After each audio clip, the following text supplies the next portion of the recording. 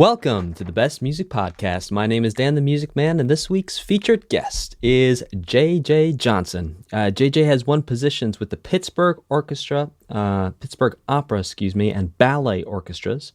In 2010, he began performing at Radio City Music Hall in New York City with the world-famous Radio City Rockettes, and made his Broadway debut in 2013 in Rodgers and Hammerstein's Cinderella. He has performed in a number of Broadway musicals, including On the Town, Cats, Fiddler on the Roof, An American in Paris, Wicked, My Fair Lady, and Sunset Boulevard. He's also appeared on The Late Show with David Letterman and was Principal Viola of the NBC Studio Orchestra for the NBC Live performances of The Sound of Music with Carry Underwood and Peter Pan with Christopher Walken.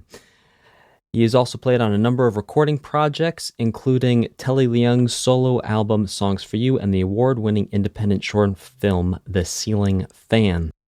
Alongside his active freelance career, Mr. Johnson also greatly enjoys teaching strings at Montclair State University's Extension Division, where his new class, Broadway for Instrumentalists, is getting started. In non-pandemic times, he's on tour with a U.S. national tour of Les Miserables, or Les Miserables. You can hear him play at nicelistmusical.com. Again, that is nicelistmusical.com. JJ, how you doing? I'm great. How are you? So glad that we could reconnect here. Yes. For our listeners, you and I actually taught together at Montclair State University's Extension Division for a period of time. That's where we met. Yep. So super stoked to talk with you about your work there and the new classes. But let's start way back. Let's jump in our time machine and go back to 2010, Radio City Music Hall. So, for listeners who don't understand what this is one of the establishments of New York City. Is every Christmas the Rockettes put on a Christmas show. And so you're playing viola for this Christmas show? Yeah, so what happened in 2010 is they had their first auditions for viola, which they hadn't had in decades. And so there were two chairs, and they hired four violas, two people for each chair, because in the Christmas season, there are about 250 shows that happen between the beginning of November and New Year's. So you split those shows with another person. So I was one of the violists that won that position. I was also one of only two people that did not live in New York City that won a position in the orchestra. There was another violinist who had actually just moved to New York City, so I counted her as an out-of-towner because she still wasn't established yet. To be clear, JJ, the reason why this position opened up is the person who was previously playing viola for 20 years had occupied this position on a yearly basis. So what you were competing for was not just the opportunity to play one season, but to become the established viola player, one of two every season to play this gig. Actually, that is a misconception. Okay. So the Radio City Orchestra does re-audition every year. Ah. So every year that I played there, I had to re-audition for my chair. I see. How many years did you do that for? 6 years. Cool. In a row? Yeah. 6 years in a row. Awesome. And these are blind auditions? They're blind auditions. I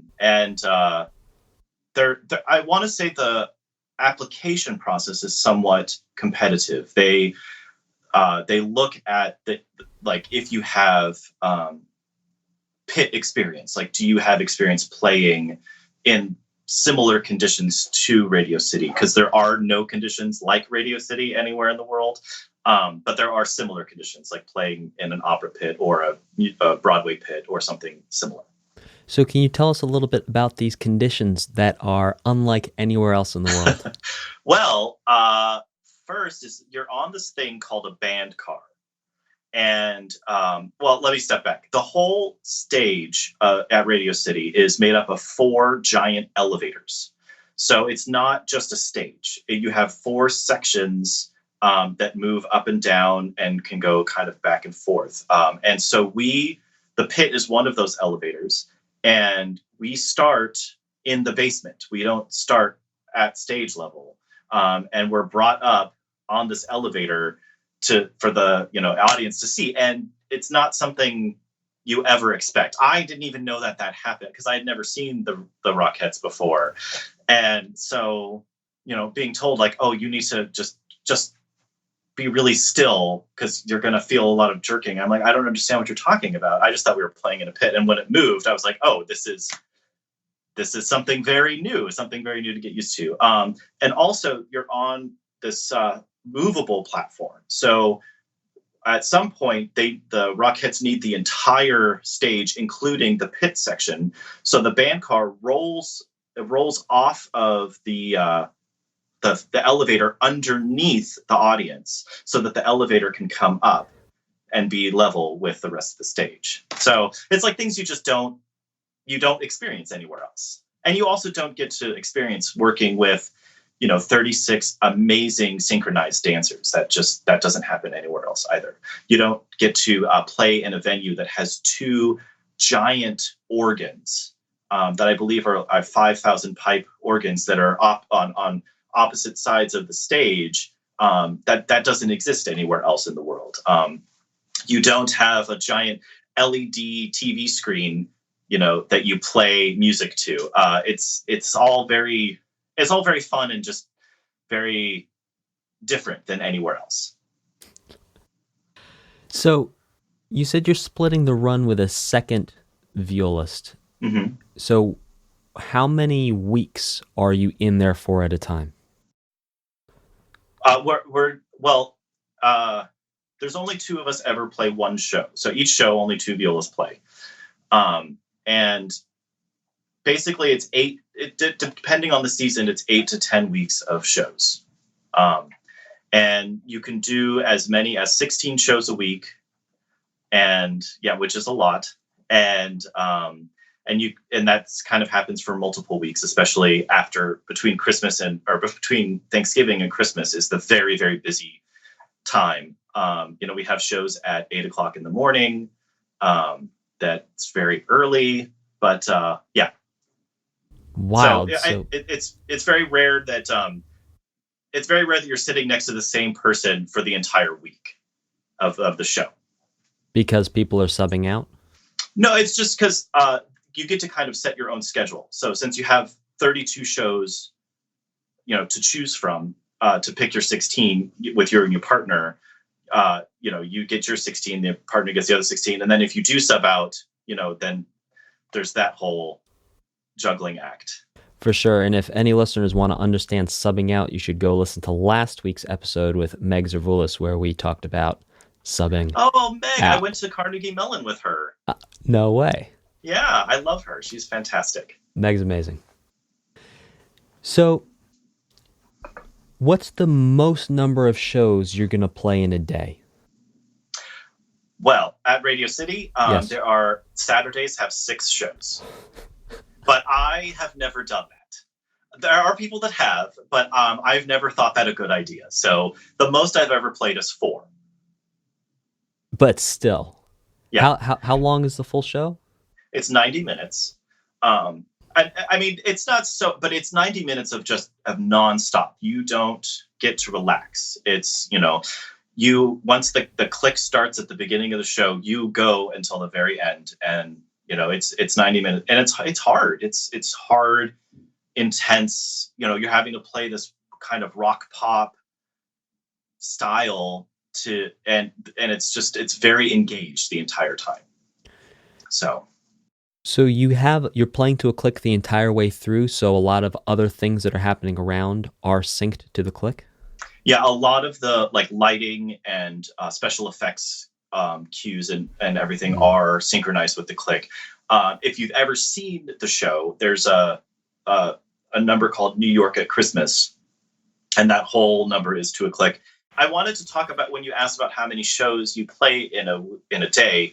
There were 2 seasons of Radio City where I was also playing a Broadway show at the same time. So I was doing about 23 shows a week.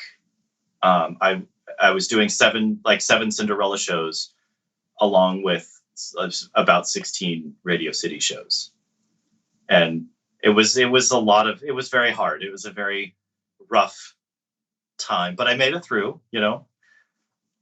Not even from an instrumental perspective, but from a mental focus perspective, I cannot even imagine having to stay at a professional level of focus on the ball for that amount of time. Forget about in a day, but in a week as you stretch it out without having any sort of downtime or recovery time. Just maintaining that focus. Can you talk about that experience? Yeah, I mean, it was definitely a juggling act. I made sure that I had one day off of like no shows. So, and that would usually be Monday. And each Radio City show has between an hour and a half between shows. And I would always utilize that time to do exercises, to stretch. And also, like, I would lay flat, just on my back flat for a minimum of 10 minutes.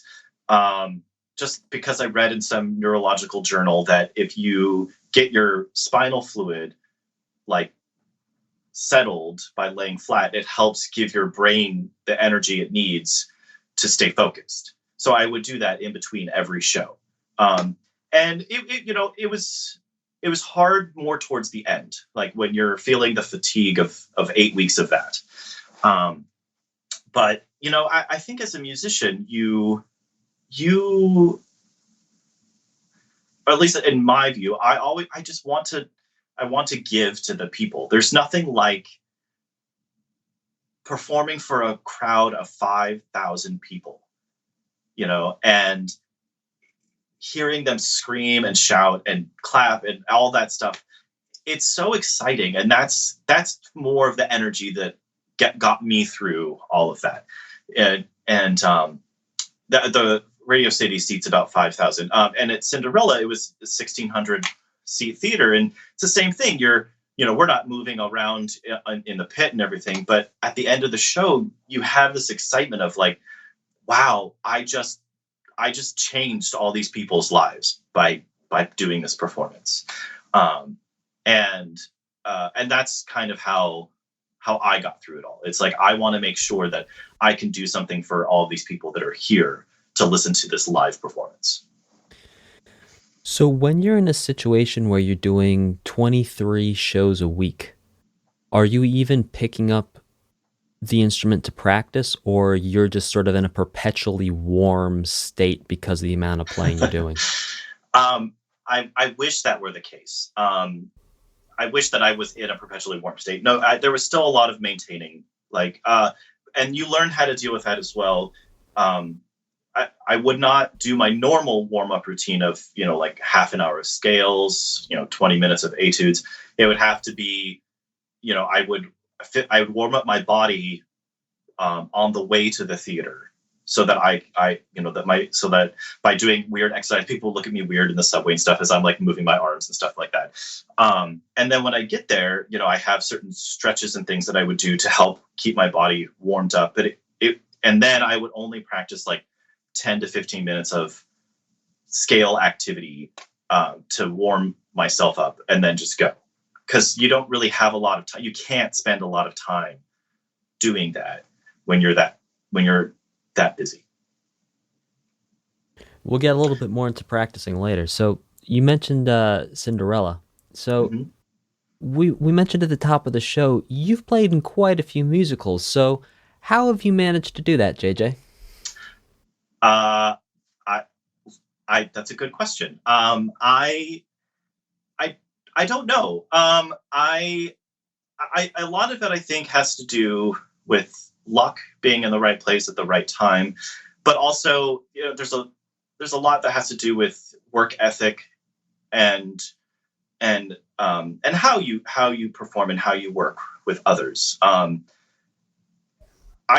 The reason I got Cinderella, or at least as it was told to me, was I played in a viola recital for the American Viola Society, or the New York Viola Society. And I chose a piece called January Sonata that's by Daniel Trube. And Danny Trube is a very famous Broadway orchestrator. He's basically done every Disney show, and he's done a lot of Disney shows, but and many others. And he was the orchestrator for Cinderella. But this was before Cinderella was happening. So I decided to play his piece, and I found out that I would be premiering his piece, that no one had premiered it in New York. So I called him, or I sent him an email and asked him if he would like to attend the performance, and he did. And it was from that connection that I was asked to do Cinderella. Since he was orchestrating Cinderella, he put my name forth saying, I really like this viola player's playing. I would like him to play my orchestration. And that's how I got hired for Cinderella. And then it was from there that things just really branched out, where you meet a lot of other Broadway musicians, or freelance musicians, because a lot of Broadway musicians play in many, many, many orchestras. And it was just from those connections and how I believe I represented myself and my playing that I was asked to play in other shows after that. So the list of shows you played in, let's say On the Town, Cats, Fiddler on the Roof, An American in Paris, Wicked, you're playing as a principal player there. You have a chair, or you're coming in as a sub? Coming in as a sub. There's another show that I held the chair for was On a Clear Day, which was at the Irish Repertory Theater, and also in the Tour of Les Mis. Those are the other shows that I held chairs for. I see. So you auditioned for, or in certain cases had your name put forward on Cinderella? Yeah, there's no auditioning. Oh. So in Broadway, at least I have never had to audition to sub or for Cinderella. I mean, I was just asked. Not for subbing, but for getting a chair. Yeah, it was just I was asked. Cool. So yeah, it's the way I see it is, as a Broadway musician or any freelance musician, your whole career is an audition. Because you constantly are showing people how you play and what your work ethic is and how well you work with others. And if people like that, then they will recommend you or ask you to play in their ensembles. And if they don't like it, then you're kind of not, I feel like you're not on the top of the list.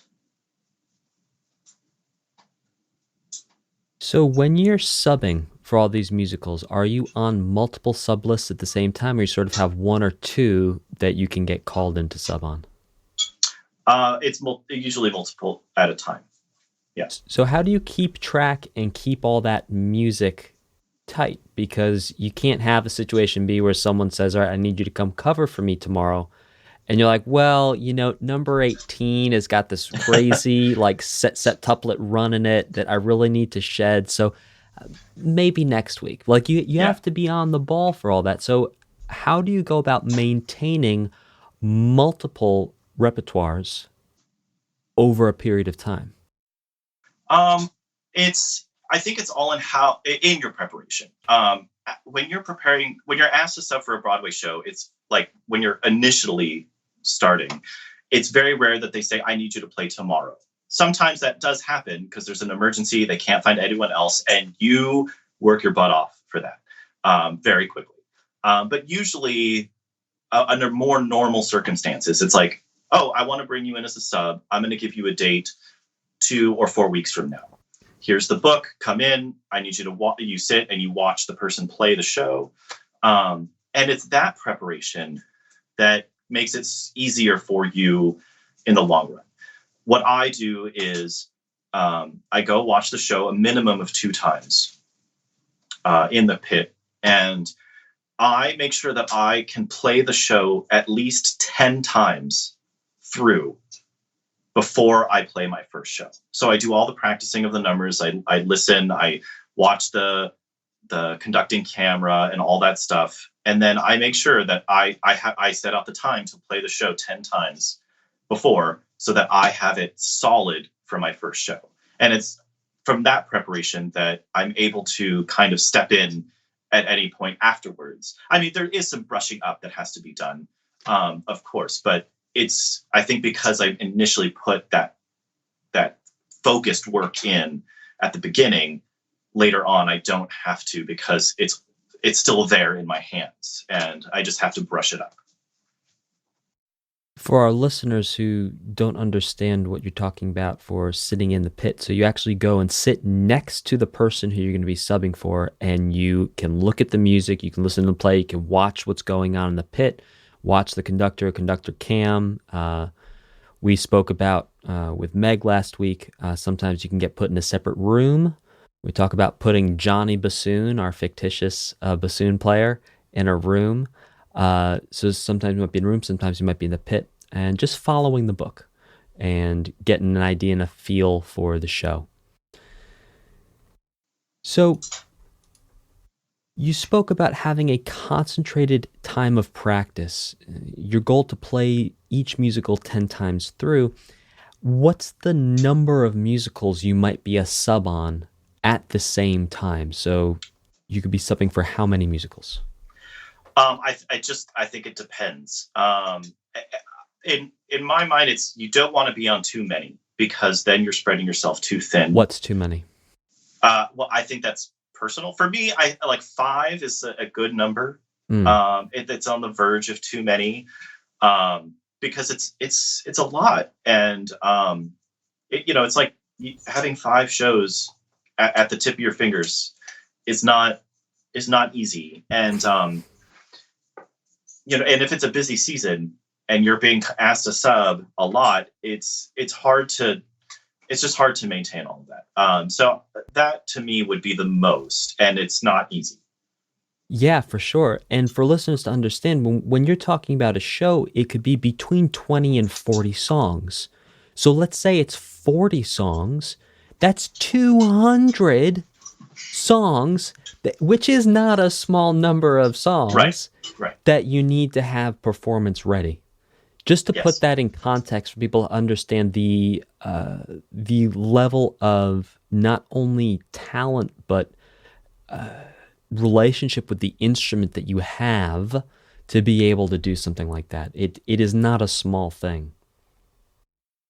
Well, and it's also, how you listen and work with others too, because every Broadway pit is a different orchestration. You don't have the same number of players or even the same players. It's all different people. And it's how you are able to blend your sound and add, your contribution of working together to make it all one giant, success story. So during a super busy season, how many times a week are you going into the city to sub? Well, I live in the city. Oh, there you go. I also, it's complicated. I have an apartment in the city, and but it's during busy season, you can play 8 or 9 shows a week. Just subbing. Just subbing, yeah. And then sometimes it's not as many, but I'm always just grateful for whatever I have. So as long as I'm playing and making other people enjoy their experience, it's that's enough. Yeah, well, it's also a really cool position to be in. So is the goal, if we sort of look into the future, is the goal ultimately to get a long-running show and be the principal chair, or do you prefer to have that change of, I'm not playing the same thing every night, you can go in and sub on different musicals, and then you have a little bit more freedom with your time? That's a very interesting question. Mainly because I've experienced all of this in 3 different ways. When I had Cinderella, it was a show on Broadway. I held the chair and I could sub out, and play 6 shows a week and take 2 off if I needed it and whatnot. And then as a sub, you don't ever really want to say no. So you almost always say yes. And you only say no if it really is impossible for you to do, or if you're already booked. And then I was on tour where you hold a chair, but you can never sub out. And in those three things, I mean, yes, I think I would love definitely to have a long running Broadway show and sit in that chair. It is sometimes very difficult because, Cinderella ran for 2 years, and it's hard to play the same thing every night. It's not an easy thing. And for me, it's all about how you think about it. Yes, I'm playing the same music every night, but how am I playing that music every single night is more of my thought on it, instead of, what is this music that I'm playing every single night. And it was the same thing with the Les Mis tour. I'm doing 8 shows a week, and that is a hard show to play. It's 3 hours, from start to finish, and you don't rest at all. There's no breaks. You get a 15-minute intermission, and that's barely enough time to go to the bathroom and drink some water, and then you're back to it. And doing that show 8 times a week is really hard. It's beautiful music. I love playing it, but physically, I wouldn't want to do that like forever.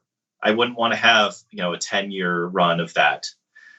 It would be hard for me, I think, mentally and physically. So it's hard to say. Yes, I would love to have a long running Broadway show and have that chair, but it's also just nice to do other things. It's nice to play all, different music. So I feel like I'm rambling. No, not at all. It's a window into the psychology of what goes on, because a lot of times as musicians, we talk about the sort of the ones and zeros. We talk about fingerings, finger orders. We talk about note choices. We talk about, tempi. We talk about this, that, and the other. And what gets left out of the conversation is talking about the grit that is really necessary to be able to do anything in music over the long term. Right. And I think it's really important for younger musicians, music majors in college, people who are thinking about doing this as a career, to really understand that you can have all the technical stuff completely squared away. You can have all the playing, your sight reading's perfect. You can transpose on the spot while reading music, this, that, and the other. But if you don't have the grit and the focus and the discipline to sit down and play the same tune over and over and over again, it's not going to work for you as a career. Right. And the way I also think about it is, I find it interesting when other musicians kind of are negative about that fact, where you play the same thing over and over. And I think to myself, well, do you not play the same scale all the time? Like, do you not have that one etude that you kind of always go to as your warm up exercise? Like, to me, it's a very similar thing. If I'm playing the same thing 8 times a week, yeah, great. I that's wonderful. I don't have to work as hard every night. I mean, because I already know it. But at the same time, I have to work hard. I have to work hard to get that playing to this level that it will always stay there. And that, I think, is hard. I think that's the hard thing for people. It's not the playing it over and over. It's keeping that level high every single night. That's the hard thing for a lot of musicians. At least the way I have seen it. It's because it's not an easy thing to do. It's not easy to play, 100% the same thing every night. So speaking of taking musicals live, you played for NBC Live musicals Sound of Music and Peter Pan. So what was the process like getting that job? It was the Cinderella orchestra that was used for both of them. Then they added players to it. David Chase was the music director for the NBC Live Orchestra those 2 seasons, and David Chase was the music supervisor for Cinderella as well. And because they're very similar styles of playing, as orchestrations, he just was like, let's use this orchestra. It's already together. These people play together. They sound great every single night. Let's start there as the foundation, and then we'll add players to that. So, I wasn't the only viola player like I am in Cinderella. They added 2 more violas. They added, I think, 4. No, they added a lot more violins. There's 4 violins in Cinderella, and I think they added 8 more violins to the orchestra, along with cellos, added cellos, and I believe extra wind players and things like that. So I can't remember the exact number of players. It was quite some time ago, but and it was also the only thing that is a little deceptive about that is that the orchestra was not live. So we were the only thing that was not live because it just was not. They weren't able to physically do that it was so new for them that they couldn't figure out a way to make it happen with the orchestra in the same space as everything else and making the music live. So we pre-recorded, and then all the singing was live. So when you're pre-recording, you're showing up in what I'm assuming to be a relatively large studio to fit everyone in there at once. And then you're essentially just doing a scoring session with a conductor who is listening maybe to a click for the cues. God, I'm trying to remember. I believe that there was a click. I don't think all of the numbers had click. Or at least we didn't have click all the time. The conductor most certainly did. Or he always had an ear, like a monitor that he was listening to. But it was, David Chase, he is a brilliant man. If you ever get the wonderful opportunity to work with him, he was so great in organizing everything. I mean, it was down to the minute. He knew exactly how much time he needed for each number, and he never strayed from that. It was I think he also just knew the players so well that he knew what would happen in each number. And he had it down. It was down to a perfect science. And he also had a wonderful energy to work for. You really wanted to play well for David Chase. And he enjoyed that, and he invited it, so yeah, I feel like I'm rambling again, but the whole aspect of it is definitely very timed. And I know that he did keep things he wanted to make sure the numbers were always within a specific time limit. But I just can't remember about the click. Yeah. That's so. We're here to ramble, JJ. So if you have things to say, you go for it. This is all great. So for these live shows you're pre-recording, this was the same for The Sound of Music and Peter Pan? I see. Cool. So were you actually seeing any rough cuts from the rehearsal while you guys were playing, or it really was just the conductor going through the score? Yeah, it was just the conductor going through the score, because then what they did is they did what's called drop the needle, and they used our recording for their rehearsals. Okay. All right. Yeah, so the actors were able to hear what we did so that they could make sure that they were with us. Got it. And there were a few exceptions where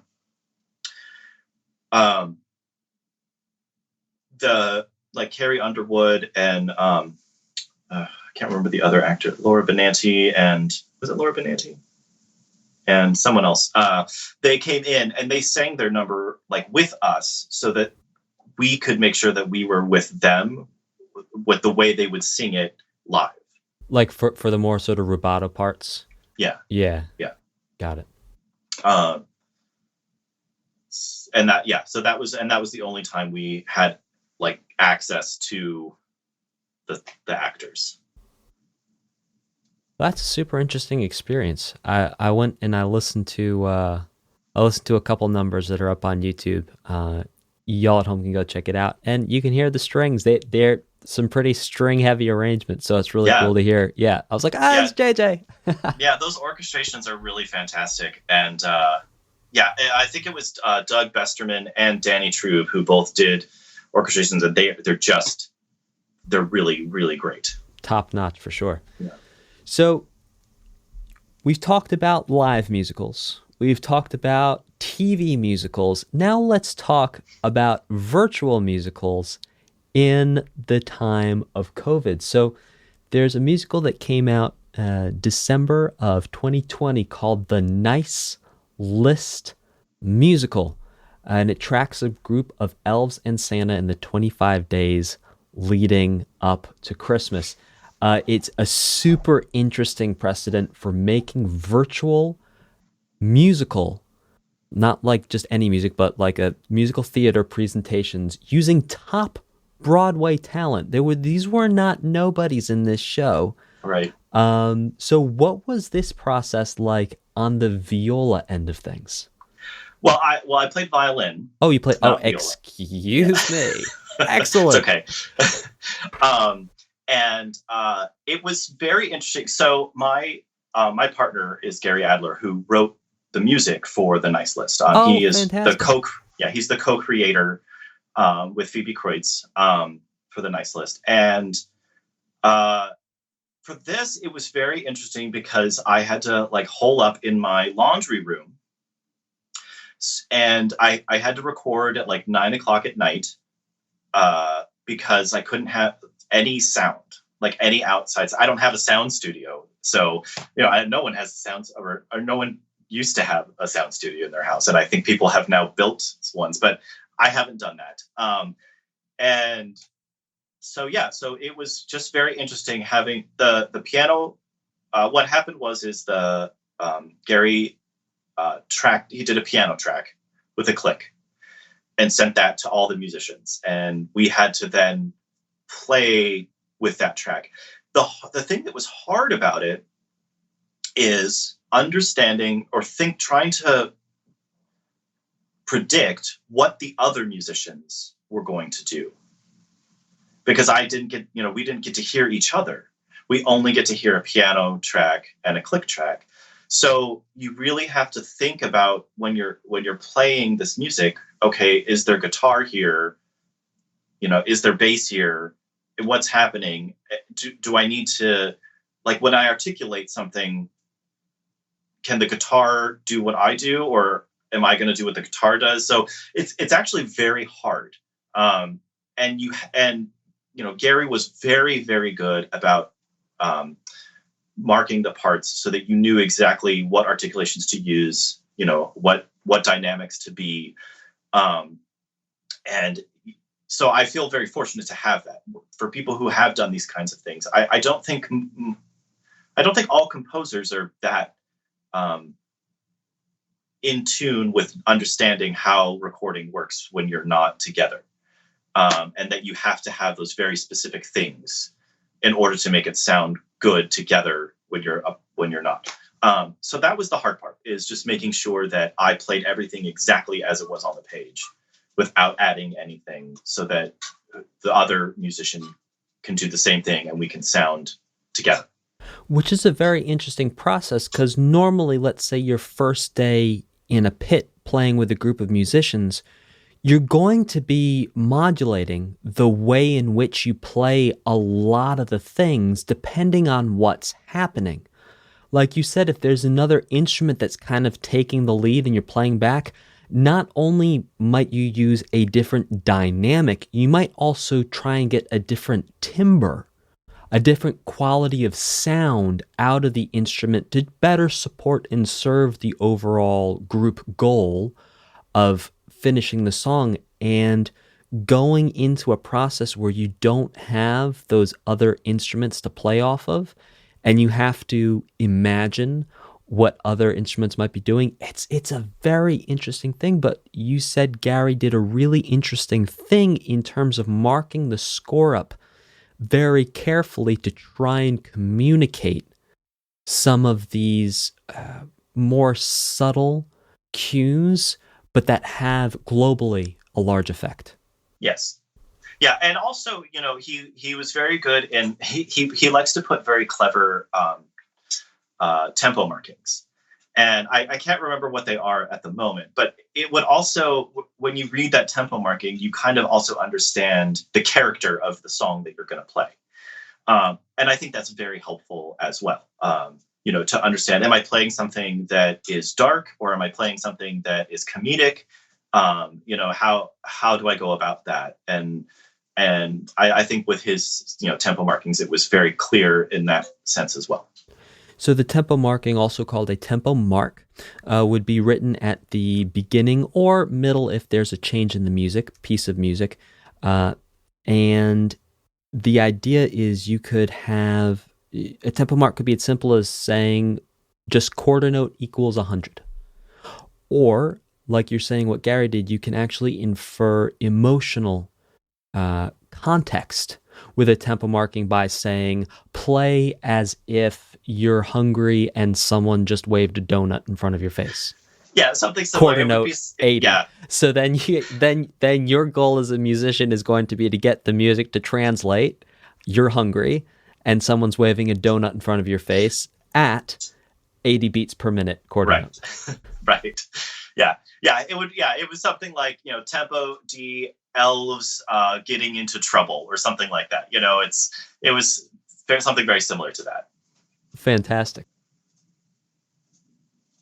And so with all this experience you've accumulated doing live musicals, doing musicals on tour, having chairs for musicals, subbing on musicals, doing musicals for TV, and doing virtual musicals, you are starting a new class at Montclair State Extension Division. Oh, excuse me. Extension Division. Used to be Preparatory Division. I still get that wrong sometimes. Broadway for Instrumentalists. So can you tell us a little bit about this class and what you're going to bring? This class, it's basically just to help for any kids who are interested, or adults, anyone really, who's interested in playing Broadway songs. As instrumentalists, we don't get to do that because they're songs. They're meant to be sung. They have these, vocal aspects to it. But that's kind of the purpose of the class, is to help instrumentalists understand how they can relate that song without the words, and how they can, still get the same effects and emotion through to their audience without having the words behind them. It's always helpful when your audience knows the words or they know the context of the song, but you don't always get that luxury. So it's good to be able to understand how you can relate those things. I also think it's also fun to be able to kind of reach outside of your genre. Like, a lot of kids, they grow up with the Suzuki method or, the Shirley Gevins, at least for string players. There's very specific methods that kids are given. And it's very, very rare that a Broadway song or even a popular song, a pop tune, is incorporated in that. And I think to help, musicians expand what they're capable of, it's good to introduce these genres to them. So the idea is you're taking instrumentalists and you're having them play the melody, or you're having them play their part in the score? They not their part in the score, and they will play the melody of a song somewhat. I did a mini class of this last semester, and one of the things I had the students do was they had to, in the rest in between words, they had to create accompaniment. So they had to understand what was happening underneath them. So what is the band doing, or what is the orchestra doing, and how can you contribute to that without breaking the line of what's happening in the song? That's very interesting, because that's teaching many, many lessons in a single concept. Yeah, it's not easy. Yeah. It's complicated, but I think it's not so much that they get it right. It's that they understand what it is. And it's just understanding that music is not made up of one line. Even as a soloist, even if you're playing something that's specifically a solo for only your instrument, that one line is not the music. There's so many layers to everything that you're doing. And that's kind of how I'm trying to I'm trying to get them to understand is that, they have their Broadway song, and most, people, when they're singing Let It Go from Frozen, they don't hear what's going on underneath. They don't hear the accompaniment, or they don't hear the special effects that happen. And they just hear their song. They just hear the vocal part. And I think it's important to relate how all of this helps that. That's a very, very interesting class with very interesting exercises, and can't wait to see how that goes. And well, I hope you sign up, Dan. Hey, you know what? Listen, if all I'm going to be doing is playing fills around melody, I am showing up. Let me tell you right now, I'm going to pop a distortion pedal on that thing, and I'm going to make it scream. Awesome. I love it already. Fantastic. So let's move on to the second part of our podcast, where we talk about practicing in depth. We talk about creativity in depth, and we talk about what you do around practicing and creativity to help maintain the discipline and the mindset that can contribute to rising to the top of the pile on Broadway, as you have done and continue to do. So when you have a typical day that you have a show, a Broadway show, what does that day look like for you? That's a good question. It's been so long.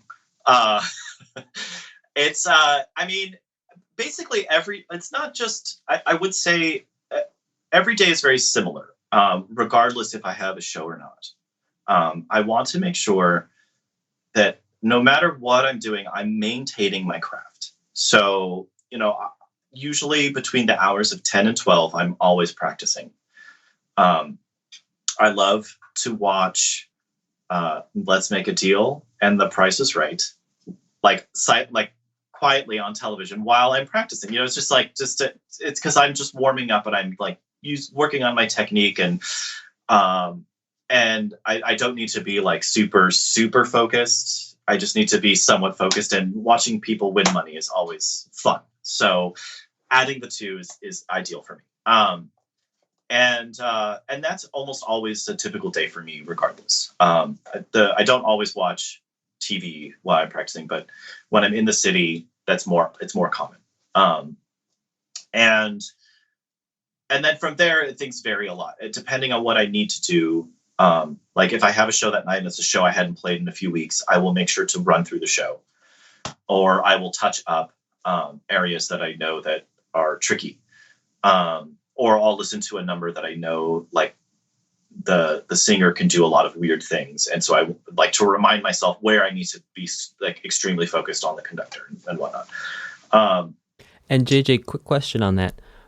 To keep track, let's say you have 5 shows, to keep track of where your sort of review areas are, do you have Post-it notes put in the score and things like that of places you need to turn to?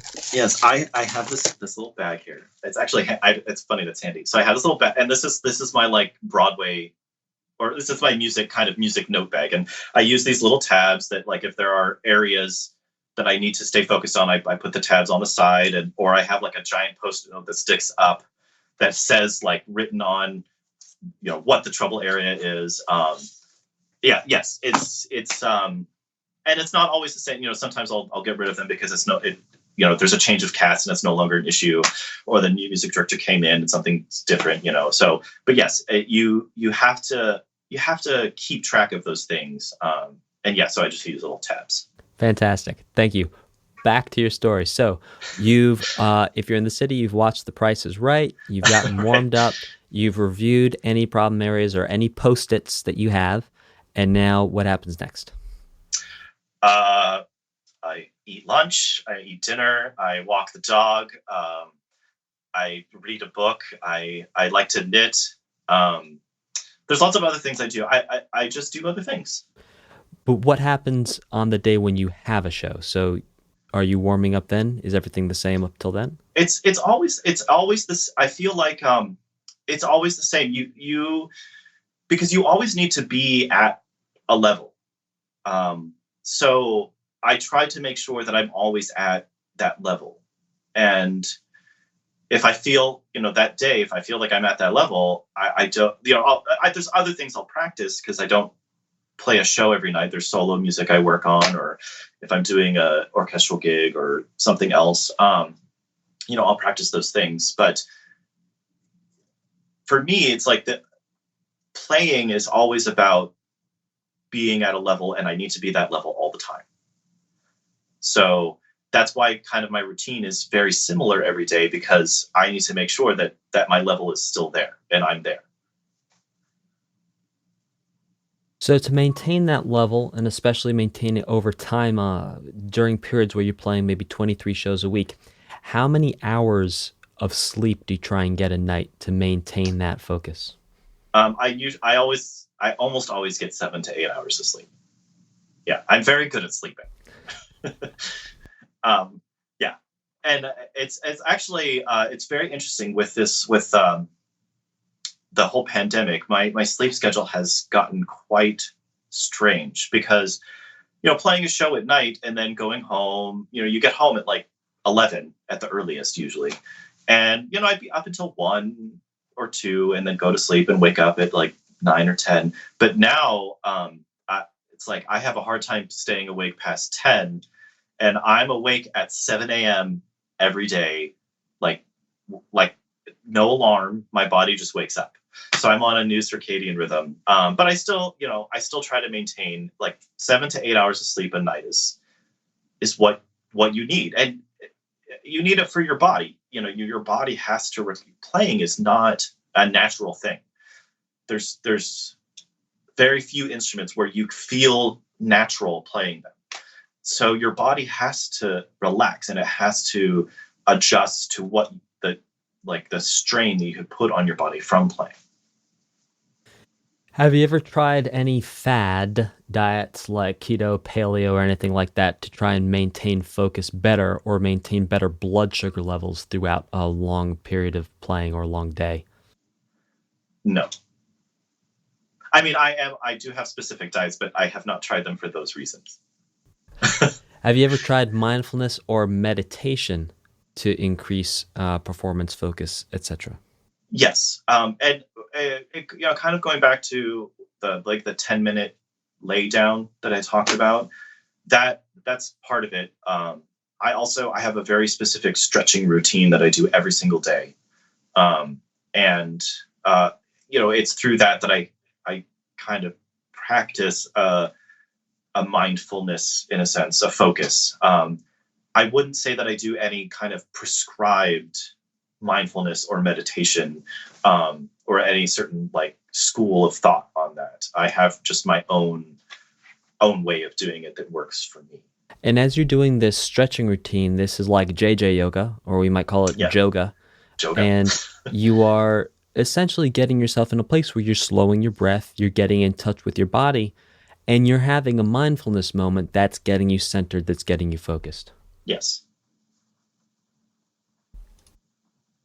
How do people in your life support your ability to make music and perform at the level that you perform at? Well, I'm very fortunate to be in a relationship with one of the top Broadway musicians and composers of today, of our time. I mean, every day, I think we both challenge each other a lot. Musically? Musically, personally, especially during COVID and being around each other all the time. But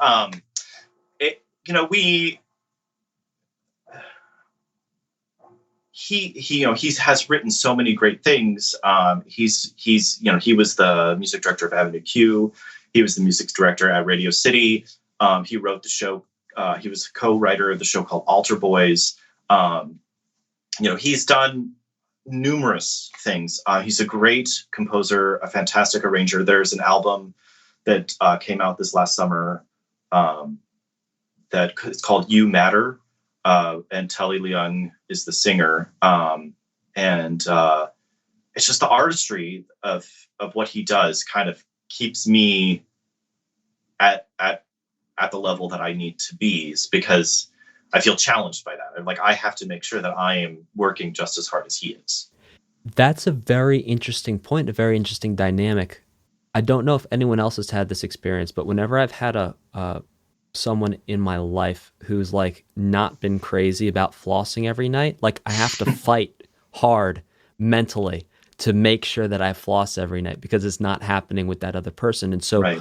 What we're seeing is the inverse of that. We're seeing that because your partner that you're seeing every day has that work ethic, has that drive, has that creativity, that it's almost like a little reminder every day, oh, you got to keep your game up, you got to keep your game up. And so it's very interesting. I think it's also interesting to note that because he's an artist, he also understands the lifestyle that you're in and empathizes with it. And it's not at all a problem because it's understood that both he will be busy at times and you will be busy at times, and that's just a product of the careers that you are in. Right. Yes. And, and I think I also, at least I hope that I inspire him as well. It's not every day that he's on, 100% on top of his game. And, I think there are days where he's like, oh, JJ's working really hard. I need to do the same thing. So I think we complement each other in that aspect. And as a side note, if you hear snoring, that is my dog. It's not me. Fantastic. For those of you who are just listening to the audio and actually watching the video, we can't actually see your dog. Your dog is off camera at the moment. Okay. But you have the cutest dog in. We always get posts every Wednesday on Facebook entitled Rough Life Wednesdays, where we get to see Maxter in action. You can follow him on Instagram. He has his own Instagram. Oh, we should plug that. What's the Instagram handle? It's Maxter of the House. And there's underscores in between the words. Maxter _of_ the _house. Maxter Yes. of the house. Ladies and gentlemen, go follow Maxter.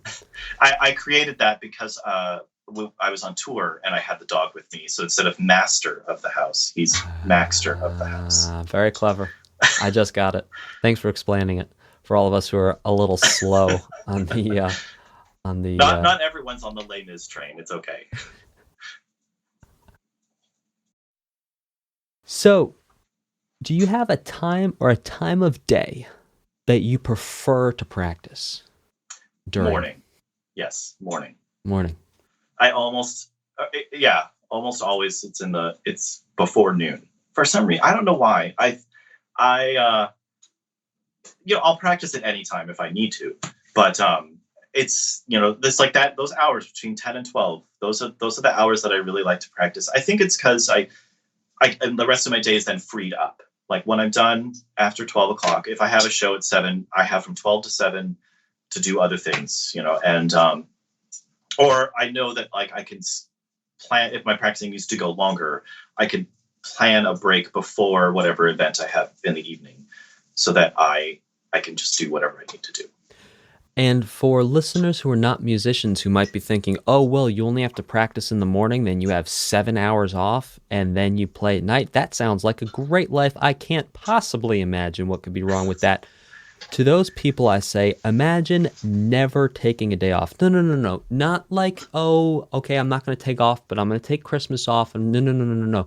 You're playing on Christmas because someone's got to play the music on Christmas. You're playing on New Year's because someone's got to play the music on New Year's. So for people who think, oh, that sounds like a dream, in a certain sense, yeah, you kind of get to be the master of your schedule for a certain period during the day. However, you might be playing on your birthday. You might be playing, if a terrible life event happens and you can't find a sub, guess what? You've got to go in and play. because that music still needs to go on. So there's definitely a trade-off to be had there. So when you're practicing now, how many hours a day on average do you practice? And on average, how many days a week are you practicing? I practice almost every day. I mean, during the pandemic, there have been some lags. It's hard to stay motivated when you don't have a specific goal to work towards. So there are a few goals that I've given myself, but I would say the minimum I practice is 2 hours. And that's usually the average I do almost all the time. I feel like I should be able to get what I need done in 2 hours of practicing. If I have a lot of things that I'm working towards, then I'll extend it to 4. I also think of practicing in different ways. Like if I'm running through something, I don't necessarily consider that practicing. It's more like maintaining. So it's kind of like when you go to the gym, you might jog for 5 minutes just so you can jog, but you're not actually working towards a marathon because you're just reminding your body, I can jog for 5 minutes. It's kind of the same thing with running through shows. If I run through a show, it's just to maintain. It's make sure that I have that level there. So would you say the most effective amount of time for you to practice is between that 2 and 4 hours? Yes. And have you ever tried going over 4 hours, and what was your experience there? Well, I mean, of course, when I was younger, there were many, many, many, many, many days of like practicing 10 hours a day. I mean, I think that's the only reason I feel but not the only reason. It's one of the reasons I feel I'm at the level of playing I am today. You have to put in that time when you're young. You have to, and when you have the time, it's as you get older and you become more an adult, you have many more responsibilities, and you also have more job responsibilities. So getting from A to B takes time. You have to factor that in. You have to always be early. You can never be late. So those are, time things that eat away at your practice time. But, before I won my first job, I was practicing 10 hours a day. I would have 5 hours, a 5-hour stint in the morning, take a few hours off, and then do 5 hours at night. And I would do that 7 days a week until I felt that I was, it wasn't even felt. I just kept doing that. You had to keep doing that until, your fingers bled. That's just what you did, or that's what you're supposed to do. So right now you're in about a 2-hour practice window is a nice practice window for you. Maybe 4 hours if you got some extra stuff to work on. But within that 2 hours, how are you dividing that time? I always do scales. I do that every day for at least no less than 20 minutes. I mean, but that's because I know my routine takes a minimum of 20 minutes. And then if I do more than that, it'll go on. But I usually don't spend more than 30 minutes on like the scales and double stops. What type of scales? What do you mean? Major, minor, harmonic, melodic, minor. All of them. Double harmonic, minor. Like what? Is that a scale? Is that a yeah, thing? Yeah. So one. And there's 2 intervals of a major third in there. I forget which ones it is. It's similar. I think it's similar to a Hungarian minor or a Hungarian major. I forget which. I'll look it up. I'll put it in the show notes. So I don't get that extravagant. I'll do major, minor, melodic, harmonic, and sometimes I'll work some modes in to kind of keep it jazzy. Arpeggios, double stop practice. That's all part of it. So are you practicing with a drone or do you have perfect pitch? I do not have perfect pitch. I do practice with the drone. I constantly practice with the drone and a metronome. Those are 2 things that are always on. Almost regardless of what I'm practicing, those one, if not both of those things are on when I'm practicing. And just a reference for our listeners, a double harmonic minor would also be called a Phrygian harmonic minor. So you basically have 1 flat 2 major 3, which I was erroneously calling it harmonic minor. It should just be called a double harmonic scale, because we're going to have a 1 flat 2 3 4 5 flat 6, then raised 7th. A 1 flat 2 lowered 3? No, major 3. So I was saying double harmonic minor. I should have just said double harmonic. Gotcha. Double harmonic scale, which is also called the gypsy major. So points for trying. Hey, you learned. You just taught us all something new. Fantastic. So, with all this practicing you did, and especially back in the day with 10 hours a day, did you ever get to a point where you started to get like a tendinitis or injured yourself in some way from over practicing? I've never had any major serious injuries. I've had some minor injuries of, going to the chiropractor, having shoulder issues on both sides, having a thumb issue here. But I've never had any like debilitating injuries where I had to stop playing. With these injuries, was it a question of sort of revisiting your posture, revisiting your technique, and then they didn't happen again? Yes and no. Some of it was just, overuse.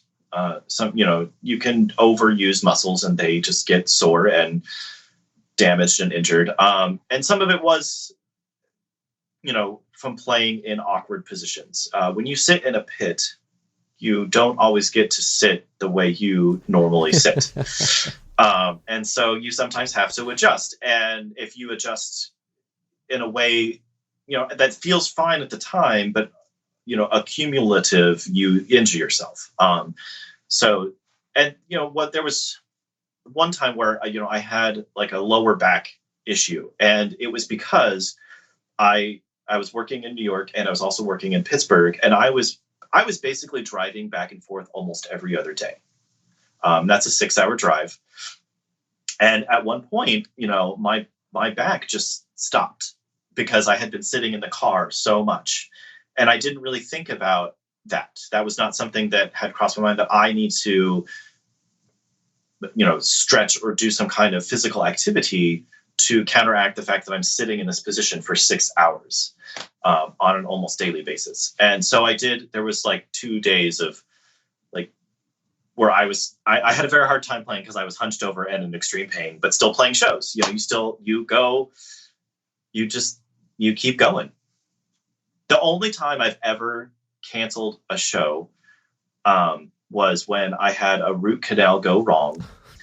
And I physically could not play because I had a tube that was in my mouth sticking out of my mouth. Like that was, so I couldn't, and I was like, my face was just like a blown up mess. And that was the only time I've ever like canceled playing a show because I physically could not. Those commutes and then playing and commutes, the stress of the commute cannot be understated in its effects on not only the gig, but the mindset and your health. Because like, imagine you have to get from point A to point B. At point B, you're going to have to do something that starts at a specific time and is not going to wait for you. And you hit traffic on the way from point A to point B. All of a sudden, your heart rate goes up. You start stressing out. You're like, oh my gosh, I got to make it to the gig on time. And even though you're leaving with enough of a margin of error, like maybe an hour or 45 minutes of leeway time, once you've been sitting in traffic for 20 minutes, that mind starts going, oh, what if I'm late? What if I'm late? What happens? So that level of stress can also contribute to back seizing up because you might be stressed out.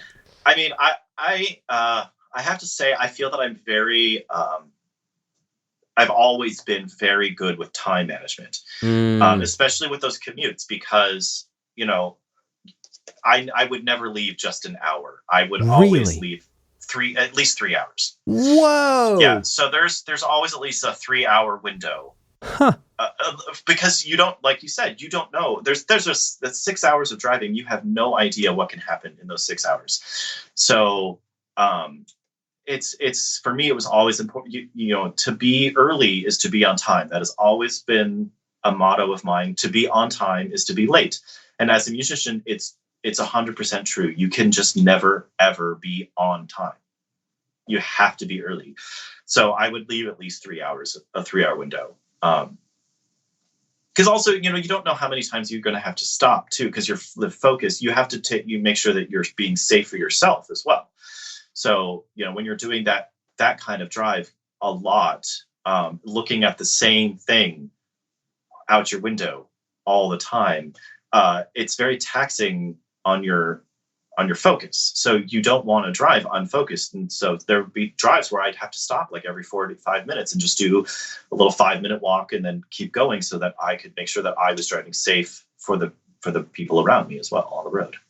And in all fairness, the maximum length of time I ever drove for a gig was going up to Connecticut to play in a pit for a school musical, and that was 2.5 hours probably. Yeah, max. So having an hour leeway there was like half the distance. So the proportions stay about the same. You're leaving half the time as extra. Cool. Have you ever burned out from too much time spent with music? Oh, yes, of course. I mean, those 2 times that I was talking about with Radio City and playing a show at the same time, I took a week vacation after that was done. Like once the Radio City season ended, I was like, I'm on vacation for a week. I have got to reset. I have got to like not play. I need to have quiet. And I think that's important. I think it's important for every musician. You know, you can't, even athletes, they don't give everything every single day of the year. You know, everyone goes on vacation. Everyone needs to take, a mental health day. Those are all very important things. And I think it's important to also realize that you need those things, like that it's okay to have those things, that it's okay to want those things in your life. Because it just helps maintain a balance that you need. So what did you do to recover from the burnout? Was it a question of putting the instrument down for a couple days? Did you get out of town? What was the process there to shift gears? There's been multiple ways. One was just put the instrument down, don't think about it for a few days, do something else. Others have been, I need to get out of town. I need to just be away, very far away from the area and do something different. And also, I've had mini burnouts where, something as simple as just going to a museum or doing something else like that is artistic, but not music centered. Or at least like music in what I do, music wise centered. And just experiencing other art that has helped with burnout as well. Just kind of get inspiration from outside of my field. Let's talk about performance. Has performance anxiety ever threatened to impact or impacted your performance? Oh, well, I mean, yes, in solo sense, in things that I was performing a concerto or a solo performance. Yes, I think a lot of musicians go through this crippling self-doubt when they perform by themselves or when they're performing a concerto in front of their peers. And it's hard. And, some people are much better at working through it than others. I don't necessarily think I've had anything that has prevented me from playing. But, I've had the shakes. I've had, the digestive issues where you have to run to the bathroom quickly before you go on stage. And, I've had those. But as I've gotten older, I've also learned to not care what other people think so much, that to understand that what I'm doing is not for them. And it's not for me either. It's for these people who have come here to enjoy these people have bought tickets or shown up to whatever free event or whatever because they chose to be there and they're choosing to be entertained by me. So because they have chosen that means they want to have a good time. They are not looking to be critical or to be cynical. So it's my job to help them have a good time. And so that's also helped me kind of having that attitude in performing, that's more of what it's about, is that people want to have a good time. So do you think that this is more of a product of the number of hours you've spent in a pit versus the number of hours you've spent as a solo performer? For my particular case, I would definitely say yes, just because I have spent far more numerous hours in a pit than I have as a soloist. Yes, the answer is yes. Just because the response you get from from audiences in a pit where they don't see you, it's very different, and you're understanding these people, these people had a good time and they had no idea that you were there. So and I don't take that as a negative thing. I take that as a positive thing. What I did contributed to them enjoying themselves and hearing a wonderful performance. JJ, those are all my questions. Do you have anything you'd like to add? I don't know. I don't think so. Awesome. Ladies and gentlemen, JJ Johnson, you can hear him play at the nicelistmusical.com. That's NICELISTMUSICAL.com. Also, you can check out his pet pooch at Maxter_of_the_house. Thanks so much for coming on. Yes, thank you for having me.